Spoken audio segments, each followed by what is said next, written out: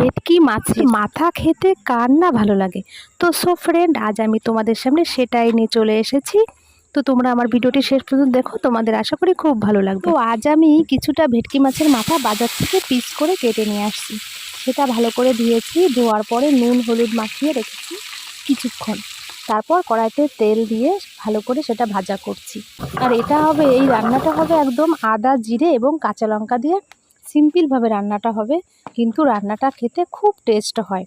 তোমরা এইভাবে রান্না করে দেখবে, খুব ভালো লাগবে। তো আমি এখন শিলে মশলাটা বেটে নিচ্ছি, যেমন আদা জিরে আর কাঁচা লঙ্কাটা বেটে নিচ্ছি।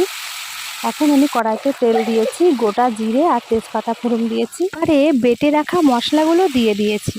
এবার কিছুক্ষণ ধরে মশলাটা কষাতে হবে, যাতে মশলার গা থেকে তেলটা ছেড়ে দেয় আর কাঁচা গন্ধটা না থাকে মশলার। তো আমার মশলাটা কষানো হয়ে গেছে, আর আমি কিছুটা জল দিয়ে মাছের মাথাগুলো দিয়ে দিয়েছি, আর দিয়েছি শাহি